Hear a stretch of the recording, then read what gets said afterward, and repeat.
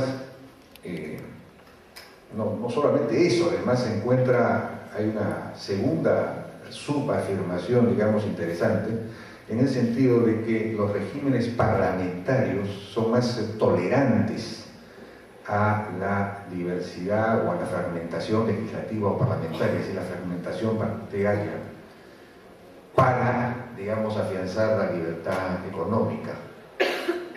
Y esto, de alguna manera, contradice una afirmación que José Luis solía hacerle, pero me gustaría preguntarle si se mantiene en el punto de vista que él tenía antes, de que el sistema presidencialista es mejor que el sistema parlamentarista para un país como el Perú. Lo que se desprendería de los hallazgos de su propia investigación es que los sistemas parlamentaristas son, digamos, más funcionales desde el punto de vista de poder asimilar una mayor diversidad, una mayor pluralidad, una mayor fragmentación política para, digamos, asegurar la libertad económica. En fin, la ciencia política en general ha estudiado las cosas en el sentido contrario a lo que lo plantea Sardón. La ciencia política ha considerado por lo general al tema económico, a la economía como una variable independiente y a la política como una variable dependiente. Lo que ha tendido a estudiarse son las condiciones económicas que han favorecido el surgimiento de la democracia, cómo la democracia ha sido consecuencia de un cierto nivel de desarrollo económico, de desarrollo del mercado, de un cierto incluso grado de libertad económica. Guillermo O'Donnell, un politólogo argentino, afirma, por ejemplo, que el desarrollo de los derechos civiles, económicos, es anterior incluso a la democracia. Es decir, el desarrollo del individuo como un agente portador de derechos civiles, derechos económicos, o el desarrollo de sistemas legales, jurídicos que de alguna manera defiendan la propiedad y los contratos, ese desarrollo, ese entramado, es anterior al desarrollo de la democracia. Y la democracia entonces aparece finalmente como una manera de consagrar estos avances sociológicos o socioeconómicos, podríamos decirlo. Y de otro lado, por ejemplo, es conocida pues, la relación que se establece entre el desarrollo de una clase media y la democracia.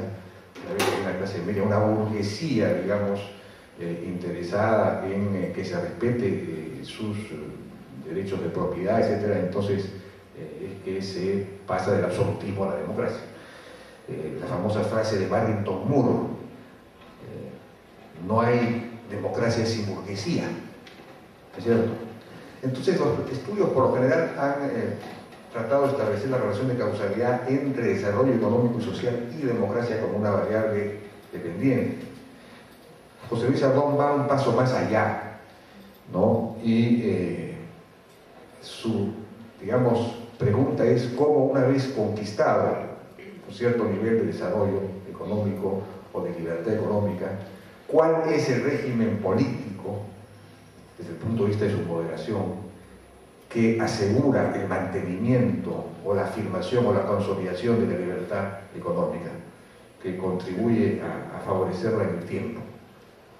Es decir, en qué medida la política influye en la economía, es al revés. Esto también es una novedad, hasta cierto punto. Porque la ciencia política, por otro lado, también ha marchado un poco en la dirección contraria, en el sentido de afirmar que la democracia puede engendrar una serie de presiones contrarias a la libertad económica. Por ejemplo, Schumpeter establece más o menos explícitamente que la democracia tiende al socialismo, porque en la medida en que él define la democracia como un sistema para elegir a los gobernantes, un sistema por el cual que se define sobre la base de la competencia por el voto de los ciudadanos. Para conquistar el voto de los ciudadanos, los candidatos ofrecen, digamos, ventajas, privilegios, dispendios, subsidios, beneficios que finalmente terminan trabando la libertad económica y tienden al socialismo. Esa sería una tendencia innata a la democracia. En cambio, José Luis Serrano está planteando lo contrario, en cierto sentido, es decir, cuál es el régimen democrático o el régimen de gobierno que permite la afirmación de la libertad económica.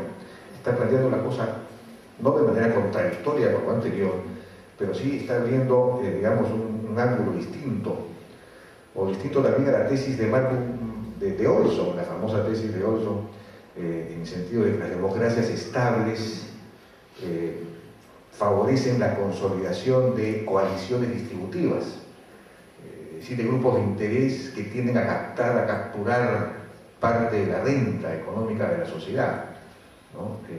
Se consolidan estos grupos que consiguen beneficios a costa precisamente de la libertad económica en última instancia. Entonces, ¿cómo es posible que si la democracia favorece estas, digamos, tendencias hacia el recorte en última instancia de la libertad económica, cómo sí puede haber un régimen, un régimen democrático, un régimen político dentro de la democracia que más bien favorezca o tienda a la afirmación de la libertad económica? En ese sentido, la contribución de Serrón también marcha a contrapelo de los avances, digamos, más importantes que ha habido en la ciencia política, y en ese sentido es un aporte fundamental, porque de acuerdo a Olson, pues solo un gobierno autoritario, por ejemplo, tendría la fuerza para limpiar la cancha de esos intereses que están obstruyendo la libertad, de esos intereses creados, de esas coaliciones que capturan renta, solo ese régimen autoritario podría pues imponer un modelo liberal que suprima los privilegios. Es un poco la tesis que han desarrollado los marxistas en el Perú. Solo un gobierno autoritario como el de Fujimori pudo imponer el neoliberalismo. Esa es la tesis que se lanza. Sin embargo, esto el propio Olson nos señala, en el fondo, esto puede haber un efecto de corto plazo, efectivamente, en eso, pero a la larga un régimen autoritario, digamos, no un régimen moderado, sino lo contrario, pues tiende a albergar cada vez más intereses creados que no tienen control, precisamente porque es un régimen en el que no hay controles, no hay un sistema de balance de poderes. En realidad en el Perú se implantó un modelo, digamos, de economía abierta, no gracias al autoritarismo del gobierno de Fujimori, sino porque se cayó de Maduro luego de la hiperinflación y del desastre, del colapso del modelo intervencionista populista anterior. Aquí no hubo prácticamente resistencia ya de los industriales, por ejemplo, en los comienzos de los 90, a la implantación o a la reducción del proteccionismo industrial. Resistencia que sí se había dado a inicios de los 80, con toda fuerza. Ya colapsado el sistema, no hubo resistencia a la implantación. No fue necesario un régimen político autoritario para implantar una economía de mercado. El autoritarismo de Fujimori vino no de las exigencias devenidas del modelo económico, sino más bien de presiones que vinieron por el lado de la lucha contra la subversión, su alianza monetaria contra los montesinos, etc. No tuvo nada que ver con el tema económico. Pero el hecho es que en el Perú se implantó una economía abierta, que relativamente libre, y milagrosamente se ha mantenido en estos 20 años, y esto pese a que, no sé si esto es una, digamos, contradicción o una falsificación de la hipótesis de José Luis Sardón, aunque claro, por supuesto las hipótesis de José Luis Sardón se basan en estudios de 150 países, no podrían considerar casos individuales. Pero el caso del Perú es claramente un caso de régimen de gobierno extremo, no moderado, no ya por el tema de la concentración del poder en Fujimori, sino por la multiplicación, la explosión de los partidos políticos que ha ocurrido después de 1990, o en realidad desde fines de los 80. Aquí hay un cuadro muy ilustrativo en el libro de José Luis Sardón, 15 ejemplos de fragmentación legislativa o fragmentación parlamentaria, que es un índice muy interesante, que no voy a explicar en este momento porque tiene precisamente un contenido económico que no puedo explicar. Pero aquí está el caso del Perú, cómo pasa en el año 90 de un índice de 0.57, que es un índice moderado. En ese momento éramos un régimen moderado según este índice, a 0.66 en el 97 y el 0.78 en el 2004. Es decir, hay un incremento de la fragmentación legislativa considerable.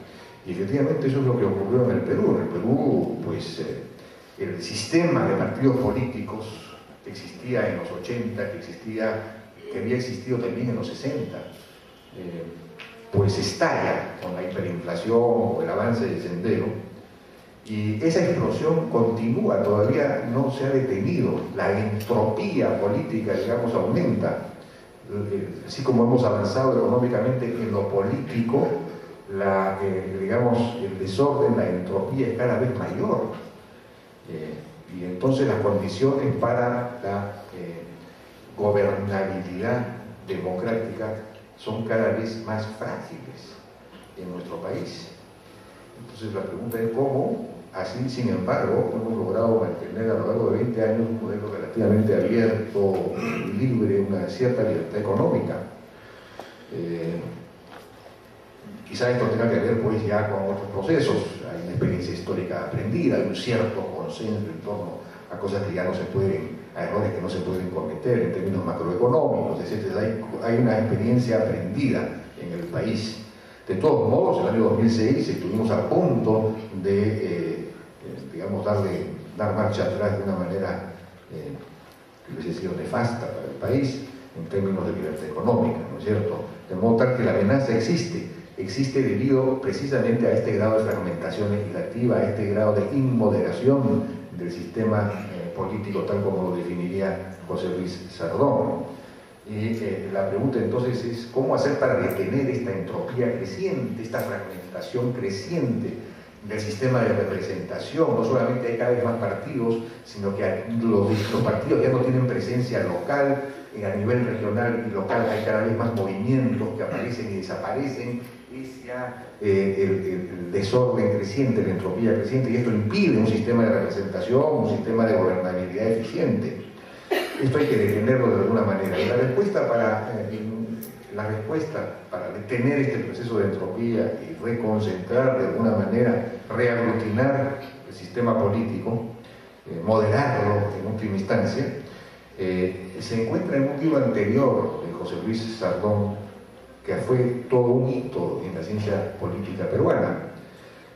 Ese se llama La Constitución Incompleta, Reforma Institucional para la Estabilidad Democrática, un libro publicado el año 1999, que demostró claramente cómo el sistema electoral es fundamental para determinar el sistema de partidos, como un sistema de elección de los congresistas sobre la base de distritos uninominales conduce por ingeniería política en buena cuenta a la aglutinación, a la formación de unas pocas, digamos, conformaciones partidarias, y que eso es lo que habría que establecer en el Perú. El Perú, más bien desde el año 63, tiene un sistema, digamos, representativo, no mayoritario para elegir a los congresistas.